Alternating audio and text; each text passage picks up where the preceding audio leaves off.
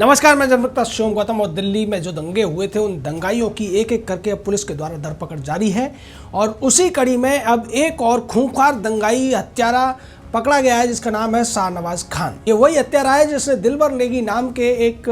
मिठाई की दुकान में काम करने वाले उत्तराखंड के रहने वाले एक वेटर की हत्या कर दी थी। और वो हत्या इस नृशंसता से की गई थी कि लोगों ने उसकी लाश देखने के बाद लोगों को बहुत ज़्यादा उस हत्यारे के ऊपर घिन आ रही थी कि इस तरीके से भी कोई किसी के दोनों हाथ काटकर पैर काटकर और उसको जिंदा जला दिया गया था। निश्चित तौर पर 22 साल का दिलबर नेगी दिल्ली आया था रोटी कमाने के लिए और रोटी कमाने के बजाय उसको दंगाइयों ने मौत दे दी।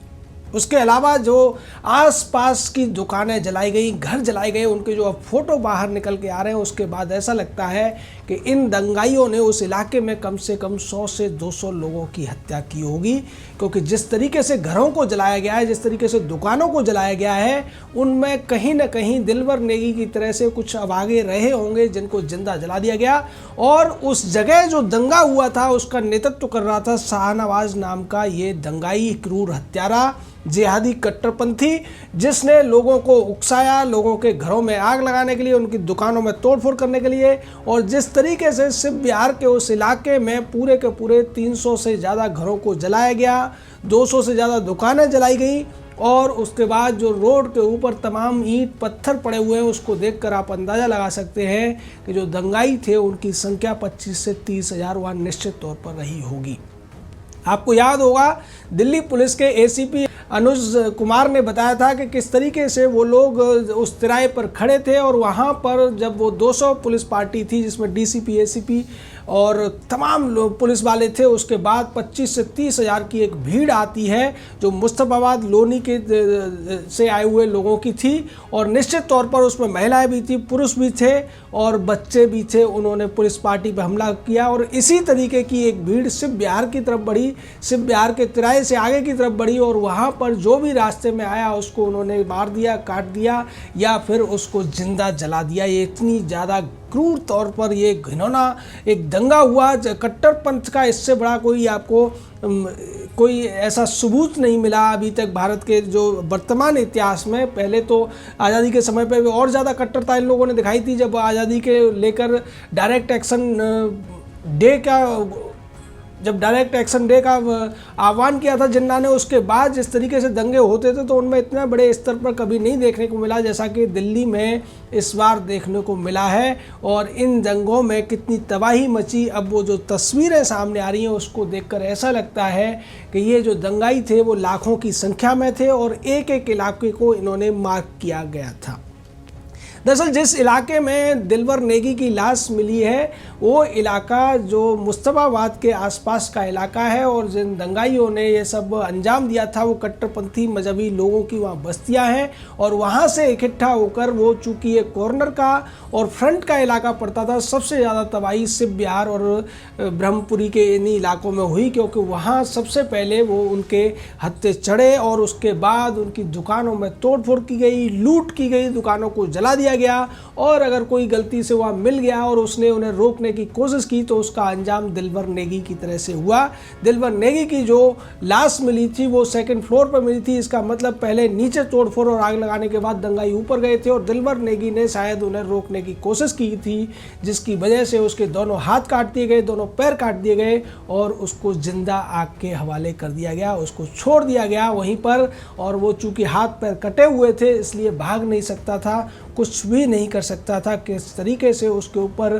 कितनी अत्याचार, कितना घिनौनापन और कितनी नृशंसता इन लोगों ने की, कितना कट्टरपंथी रवैया इन्होंने अपनाया और किस तरीके से ये आतंकवाद का एक विषैला रूप उन्होंने दिल्ली में दिखाने की कोशिश की, वो उसकी लाश को देखकर। और पुलिस वाले भी हिल गए थे। और उससे पहले जिस तरीके से अंकित शर्मा के ऊपर 400 चाकुओं के बार हुए थे जिसमें से 56 बार तो बहुत ज़्यादा गहरे थे। आप समझ सकते हैं कि ये जो भीड़ थी वो प्रदर्शनकारियों की भीड़ नहीं थी, ये आतंकवादी थे। उनके जो इरादे थे, जो तरीके थे, वो ISIS की तरह से क्रूर थे और वो 1400 साल पुराने उसी बर्बरता की तरफ इशारा कर रहे थे, जो बर्बरता पहले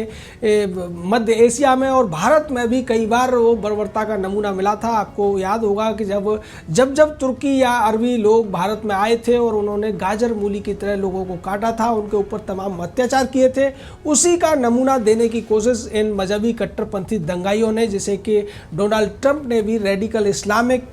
टेररिस्ट कहा था, उन्होंने दिल्ली में दिखाने की कोशिश की, जिन्हें ये लोग प्रदर्शनकारी बताकर बचाने की कोशिश कर रहे हैं। NDTV जैसे चैनल आज भी शाहनवाज को आरोपी बता रहे हैं, जबकि उसको लेकर तमाम चश्मदीद गवाहों ने ये कहा है कि पहले शाहनवाज ने लोगों को भड़काया था और उसके बाद उसने पूरे इलाके में आग लगाना शुरू किया, मकानों में आग लगाई गई और तोड़फोड़ की गई। उसके अलावा जो आज सड़कों पर जो फोटो में आप देख सकते हैं कि किस तरीके से पत्थरों के टुकड़े, ईंट के टुकड़े पड़े हुए हैं, वो ऐसा लगता है कि कई ट्रक, कई ट्रैक्टरों में भरकर इनको लाया गया था। निश्चित तौर पर ये बहुत बड़ी साजिश थी, बहुत पहले से इस पर काम किया जा रहा था और यही वजह है कि जैसे जैसे ताहिर हुसैन पकड़ने के बाद में, शाहरुख खान के पकड़ में आने के बाद और अब इस क्रूर हत्यारे और दंगाई शाहनवाज के पकड़ने के बाद में ये स्पष्ट हो गया है कि इस साजिश में बहुत सारे लोग शामिल हैं, बहुत बड़ा तंत्र शामिल था, बहुत बड़ी स्तर पर फाइनेंसिंग की गई थी, जिसकी वजह से बच्चे, बूढ़े, औरतें और जवान सब के सब एक भीड़ का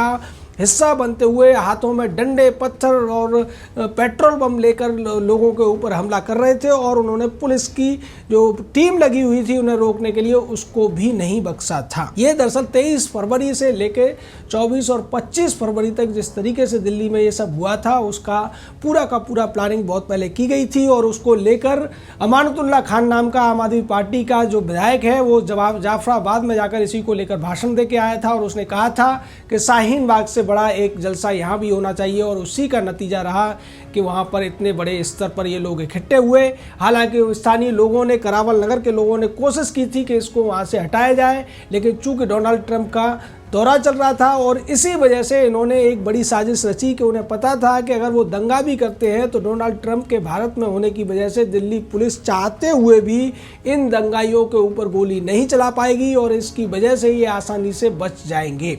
साथ ही साथ इन दंगाइयों ने एक और बड़ी तैयारी की थी कि जहाँ जहाँ इन्होंने दंगा किया वहाँ इन्होंने जो CCTV कैमरे लगे हुए थे उनको तोड़ दिया या ख़राब कर दिया या उनकी तार काट दी, जिससे इनके चेहरे उसमें ना आ पाएँ। लेकिन चूँकि ये सोशल मीडिया का ज़माना है, इसलिए बहुत से लोगों ने, कम से कम 150 से ज़्यादा लोगों ने इनके वीडियोज़ बनाए और उन वीडियो को फेसबुक के माध्यम से, व्हाट्सएप के माध्यम से, ट्विटर के माध्यम से और डायरेक्ट कई चैनलों के माध्यम से भी उन वीडियो को सर्कुलेट किया, जो कि दिल्ली पुलिस के लिए बड़े मददगार साबित हो रहे हैं। शाहनवाज का पकड़ा जाना या शाहरुख की पहचान या फिर ताहिर का पकड़ा जाना, इन तीनों के पीछे अगर कुछ है तो वही वीडियो फुटेज है, जिसमें ये लोग स्पष्ट तौर पर दंगे करते हुए, हत्याएं कराने की कोशिश करते हुए, हत्या करने के लिए लोगों को भड़काते हुए दिख रहे हैं। और इसको लेकर दिल्ली पुलिस ने खुलासा भी किया है कि अब तक सैकड़ों की संख्या में व्हाट्सएप और फेसबुक के माध्यम से भी शिकायतें मिली हैं, तमाम वीडियो फुटेज मिले हैं जिनको खंगाला जा रहा है, जिनको वेरीफाई किया जा रहा है और उनके आधार पर एक एक दंगाई को पहचानने की कोशिश की जा रही है। इस मामले में अब तक 650 से ज़्यादा FIR दर्ज हो चुकी हैं। 1900 के करीब लोगों को या तो डिटेन किया जा चुका है या गिरफ्तार किया जा चुका है। और जैसा कि हमने आपको पहले भी बताया था कि ताहिर हुसैन नाम का जो पार्षद है, जो कि उस समय उस इलाके का एरिया कमांडर बताया जा रहा है इन दंगाइयों का, उसके पकड़ में आने के बाद ये भी स्पष्ट हो गया है कि इसमें आम आदमी पार्टी के तमाम बड़े नेता, चाहे हाजी यूनुस हो, इमरान हो या दूसरे और लोग हो जो उस इलाके के विधायक हैं, या फिर अमानतुल्लाह खान जैसा जो जाकिर नगर या जामिया के इलाके का विधायक है, वो भी शामिल था। साथ ही साथ इसकी अपडेट वो लोग संजय सिंह और मनीष सिसोदिया जैसे बड़े नेताओं को भी कर रहे थे। निश्चित तौर पर इसमें कांग्रेस का पूरा इनको समर्थन मिला हुआ था, क्योंकि कांग्रेस का भी पहले वोट बैंक रहा है। ये मुस्तफाबाद हो या फिर जाफराबाद हो, ये सारे के सारे चांदबाग जैसे इलाके हैं, कांग्रेस का वहाँ गढ़ रहा है। तो जो लोग दंगा कर रहे थे उनमें कांग्रेसी भी थे और आम आदमी पार्टी के दंगाई भी थे। निश्चित तौर पर ये मजहब के नाम पर जिस तरीके से इन्होंने CAA विरोध के नाम पर हिंदू विरोध को अपना लिया और उसके बाद जो जघन्य तरीके से हत्याएँ की गई, ये वही हत्याएँ हैं जो मध्य युग में बर्बरता करते हुए, आतंक आतंकवादी भारत में आतंकवादी लुटेरे जब आते थे, जब करते थे और जब लोगों को पहले मारते थे, काटते थे और उनको जिंदा जला दिया करते थे। निश्चित तौर पर जिस तरीके से रतन लाल की हत्या हुई उसको संघसार करना कहते हैं कि भीड़ आती है और भीड़ सीधे तौर पर जो जिन्हें ये काफिर मानते हैं उनको पत्थरों से मार मार के लहूलुहान करके हत्या कर देते हैं। उसके बाद जिस तरीके से अंकित शर्मा को सीधे तौर पर एक चिन्हित करके उठा लिया गया और उसके बाद उसके शरीर में 400 से ज़्यादा चाकू मारे गए, फिर उसको इस तरीके से एक गोली भी मार दी गई और उसके बाद उसे नंगा करके नाले में फेंक दिया गया। एक महिला की भी लाश मिली थी, तमाम लाशें मिली नालों से और अभी भी जब नालों की सफाई चल रही है तो और भी ऐसी लाशें मिलने की उम्मीद है। लेकिन अब उम्मीद यह भी है कि इन दंगाइयों को इस बार बख्शा नहीं जाएगा। पहले ये होता था कि ये वकीलों के दम पर और तमाम चैनलों के द्वारा अपने पक्ष में रिपोर्टिंग करा के ये बच जाया करते थे, जैसा कि ताहिर हुसैन ने भी कोशिश की थी। शाहरुख खान को बचाने के लिए तो रवीश कुमार नाम का एनडीटीवी का सबसे बड़ा दलाल पत्रकार सामने आया और उसने अनुराग मिश्रा नाम के एक निर्दोष व्यक्ति को शाहरुख खान की जगह दिखाकर उसे फंसाने की कोशिश की। और वही एनडीटीवी अब जब शाहनवाज नाम का हत्यारा पकड़ा जाता है, उसके गवाह सामने आ जाते हैं, उसके वीडियो फुटेज सामने आ जाते हैं, तो उसको आरोपी बता रहा है और ये कहने की कोशिश कर रहा है कि दिल्ली पुलिस इस पर यह आरोप लगाकर इस पर यह आरोप है। लेकिन अनुराग मिश्रा को इसने सीधे तौर पर अपराधी घोषित कर दिया था। यानी कि आप इस पूरे खेल को समझिए, इसमें मजहबी संगठन शामिल है, इसमें पार्टियां शामिल है, इसमें तुष्टीकरण का पूरा वोट बैंक शामिल है और इसमें एनडीटीवी, एबीपी न्यूज़ और आज तक जैसे तमाम चैनल भी शामिल हैं। कई सारी वेबसाइट शामिल है, कई सारे अखबार शामिल हैं जो सीधे तौर पर ये जो कि सीए विरोधी दंगा हुआ था उसमें शामिल लोगों को प्रदर्शनकारी बताकर बचाने की कोशिश कर रहे हैं और उल्टे पुलिस पर भी सवाल उठाने की कोशिश कर रहे हैं। लेकिन अब कोई नहीं बच पाएगा, इसके संकेत भी मिलने लगे हैं। जय हिंद, जय भारत।